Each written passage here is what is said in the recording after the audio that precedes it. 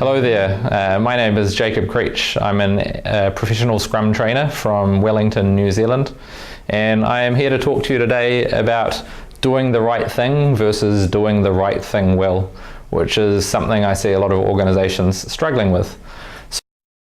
The example that I give people, if you think back to 2008, the most successful smartphone company in the world was, surprisingly enough, BlackBerry. So Nokia made more phones, but they didn't make as many smartphones. If you think about what happened around 2007, 2008, what happened is the iPhone came out. Now, prior to that point, BlackBerry had been a very successful company. They had an amazing plan. They said, everybody needs physical keyboards on their cell phones. If they don't have a physical keyboard, people aren't going to use them. What happened is the iPhone came out, and the iPhone said, instead, physical keyboards, they don't matter so much. What people want is an amazing display.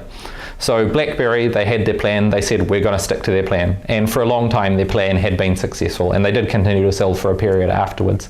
But what rapidly started to happen is the industry evolved, and it no longer was the right thing to build physical keyboards into your devices. Having large displays, and the trend has obviously been over the years to get even larger, became the most important thing. So they had a plan, they weren't willing to adjust their plan. In order to be effective, we regularly need to inspect and adapt to make sure that we are doing the right thing. So this is an example of doing the right thing, and it's very important to do the right thing. The second part of the equation is doing the right thing well. Right? So another example, if I stick with the iPhone metaphor, you all know iPhone. Last year, Samsung came out with a phone, the Galaxy Note S7. But there was a slight problem with this phone, which some of you might remember, which is the phone had a slight tendency to explode, which is not a desirable characteristic in a phone. And so I remember last year I was traveling in the United States, and actually as I got onto the airplane, there was an announcement made saying it's now a federal offence to carry the Samsung phone on an airplane.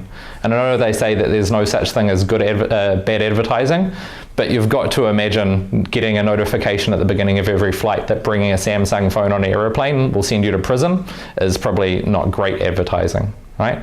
So by all accounts, the Samsung phone, it was a great phone. People said it had lots of great features, you know, high quality, software. The hardware felt nice in your hand, except that it exploded. So they definitely did the right thing. They built a device that lots of people loved, but they didn't build that device to the right quality. Right?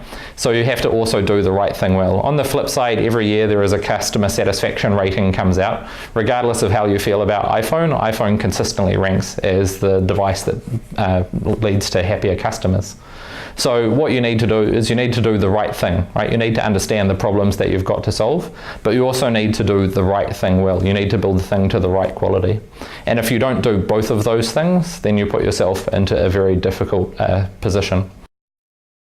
And so in Scrum, we always talk about this inspect and adapt, right?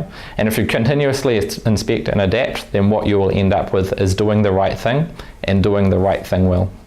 So this was just a short topic that I wanted to introduce to you. If you'd like to know more, you can feel free to reach me out on Twitter, where my Twitter handle is @JacobCreech. Thanks for listening.